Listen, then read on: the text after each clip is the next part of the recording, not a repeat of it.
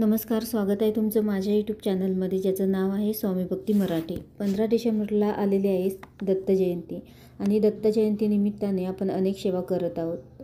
गुरुचरित्राचे देखील आपण पारायण करत आहोत। पण ज्यांना गुरुचरित्राचे पारायण करणे शक्य नाही तर त्यांनी काय करावे, कोणत्या सेवा कराव्या? तर बघा, श्रीपाद श्रीवल्लभ चरित्रामृत तर या ग्रंथाचे पारायण आपल्याला करायचे आहे। तर ज्यांना गुरुचरित्र ग्रंथाचे पारायण करणे शक्य नाही तर त्यांनी श्रीपाद श्रीवल्लभ चरित्रामृत या ग्रंथाचे पारायण 7 दिवसांचं करावं। तर हे पारायण कसे करावे आणि का करावे, तर हेच आपण या व्हिडिओमध्ये बघणार आहोत। तर व्हिडिओ स्किप न करता संपूर्ण बघा आणि जे कोणी नवीन असेल या चॅनलवरती तर सबस्क्राईब करा। गुरुचरित्राचं पारायण प्रत्येकाला जमतं असं नाही, कारण त्याचे काही नियम असतात आणि ते प्रत्येकाकडून पाळले जातील असं होत नाही। कारण संसारिक आपल्या अनेक अडचणी असतात आणि त्यासाठी तुम्ही श्रीपाद श्रीवल्लभ या ग्रंथाचे पारायण करू शकता। दत्तगुरूंचे श्रीपाद श्रीवल्लभ हे पहिले अवतार आहे आणि दुसरे अवतार हे श्री नृसिंह सरस्वती आणि तिसरा अवतार श्री स्वामी समर्थ महाराज।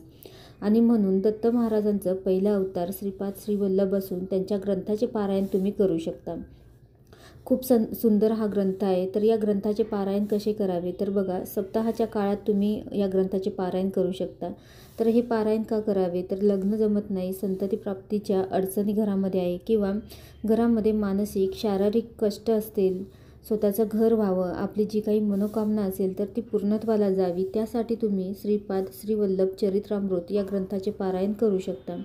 आणि जो कोणी या ग्रंथाचे पारायण करेल, जो कोणी हा ग्रंथ वाचेल तर तो आयुष्यभर हा ग्रंथ वाचत राहील, असा हा प्रभावी ग्रंथ आहे। तर अवश्य तुम्ही देखील हा ग्रंथ पठण करा। तर हा ग्रंथ अक्षर सत्य असून यातील प्रत्येक अक्षर शक्तियुक्त आहे आणि या ग्रंथाचे पारायण करणाऱ्या भक्तांना इहलोकी सुख भोगून मोक्षप्राप्ती होईल, असे श्रीपाद श्रीवल्लभ यांनी सांगितलेले आहे। आणि याचा अनेक भक्तांना अनुभव देखील खूप चांगला आलेला आहे। तर खूप सुंदर हा ग्रंथ आहे। तर अवश्य तुम्हाला जर गुरुचरित्राचे पारायण करणे शक्य नसेल तर 7 दिवसांचं आजपासून या ग्रंथाच्या पठणाला सुरुवात करा। त्यानंतर हे अध्याय वाचावे कसे, तर बघा, हे 7 दिवसांचे पारायण करावे, 9 दिवसांचे किंवा 11 दिवसांचे देखील तुम्ही करू शकता। तसेच रोजही तुम्ही एक अध्याय देखील पठण करू शकता। 7 दिवसांचे कसे करावे, तर बघा, संकल्पयुक्त तुम्हाला करायचे असेल तर संकल्पयुक्त देखील तुम्ही या ग्रंथाचे पारायण करू शकता। मांडणी करावी का, तर तुम्हाला वाटत असेल तर तुम्ही मांडणी करू शकता। तर अगदी साध्या सोप्या पद्धतीने ही मांडणी करू शकता आणि नाही केली तरीही चालेल, फक्त पाठावर आपल्याला हा ग्रंथ ठेवायचा आहे। त्यानंतर नियम काय आहेत या ग्रंथाचे पारायण करताना, तर बघा, तुम्ही 7 दिवस करत असाल तर कांदा लसूण खाऊ नका। तुमची इच्छा असेल तर तुम्ही खाल्लं तरी चालेल किंवा बघा, आपण जितके पाळाल तितकं आपल्याला चांगलं फळही मिळेल। तर हे तामसी पदार्थ आहे, त्यामुळे तुम्हाला पाळणं शक्य असेल तर तुम्ही अवश्य हे नियम पाळा।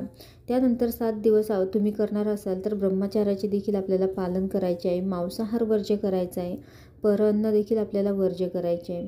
तर या ग्रंथाचा अनुभव हा येतोच। आणि तुम्ही जर एक ग्रंथ वाचणार असाल तर तुम्ही ब्रह्मचर्याचे पालन नाही केले तरीही चालेल, फक्त आपल्याला मांसाहार वर्ज्य करायचा आहे आणि परअन्न देखील वर्ज्य करायचं आहे। त्यासोबतच या ग्रंथाचे पठण करताना, पारायण करताना काळ्या रंगाचं काहीही आपल्याला परिधान करायचं नाही। यासोबतच वाचनाची एकच वेळ ठेवायची आहे। तसेच कुठलीही दत्तांची सेवा करताना तुम्ही दुपारी 12 ते 12:30 या वेळेमध्ये करू नका। तर हा अतिशय दिव्य आणि प्रभावी ग्रंथ आहे आणि त्यामुळे हे काही साधे आणि सोपे नियम आहे, तर त्या नियमांचे देखील आपल्याला पालन करायचे आहे। तर बघा, श्रीपाद श्रीवल्लभ यांचा चित्रा नक्षत्रावर जन्म झालेला होता आणि जेव्हाही चित्रा नक्षत्र येतो तेव्हा औदुंबर झाडाजवळ बसून त्यांची सेवा करायची असते किंवा औदुंबर वृक्षाला 108 प्रदक्षिणा करावी। बघा, चित्रा नक्षत्रावर महिन्यातून एकदा येतो आणि चित्रा नक्षत्रावर जेव्हा तुम्ही औदुंबर वृक्षाला प्रदक्षिणा घालता तेव्हा खूप चांगलं फळ आपल्याला मिळते। तुमच्या सर्व इच्छा, ज्या काही कठीणातील कठीण इच्छा असतील तर त्या नक्कीच पूर्ण होतात। त्यामुळे तुमची कोणतीही इच्छा असेल ती पूर्ण होण्यासाठी तुम्ही प्रत्येक महिन्याला जो चित्रा नक्षत्र येतो तर त्या चित्रा नक्षत्रावर त्या दिवशी औदुंबर वृक्षाला 108 प्रदक्षिणा घाला।